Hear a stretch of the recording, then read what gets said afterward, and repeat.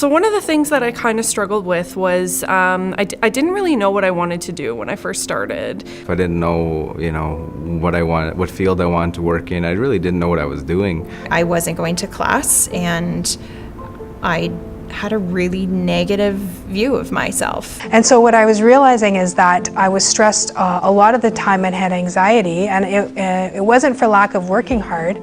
But what it meant is that I had a low level and sometimes even a high level of anxiety all the time. A lot of struggles I got into it, like you need to know people here, how things work, like how Canadian things work, how they are different from India.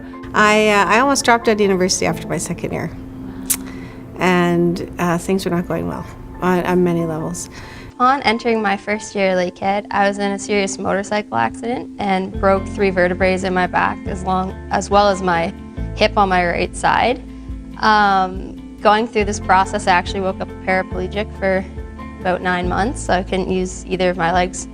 Well, in my first year, I got diagnosed with depression and anxiety, so that really helped frame a lot of my undergrad. I was constantly anxious about whether I was doing well enough or this need to have to do better, but at the same time I had a lot of trouble motivating myself to do it because a lot of the time with depression it's hard to even get out of bed. I ended up being kicked out of the program in the first year, but I talked to the department, made a plan for the second year, and came back, and it wasn't any better because I hadn't addressed the problem yet.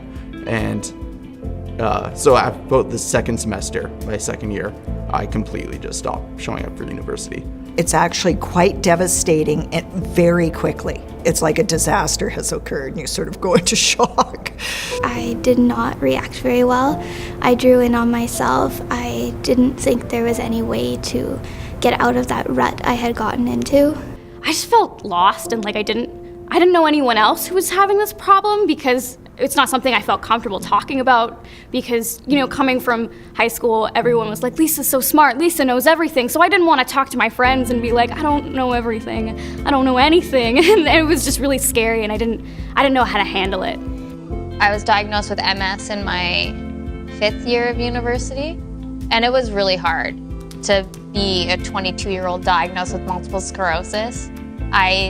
But I pushed through it because I knew that there was a light at the end of the tunnel, and at the end of my next 2 years, I'd be graduating with a Bachelor of Education. I'd be in my career that I've been dreaming about my whole life.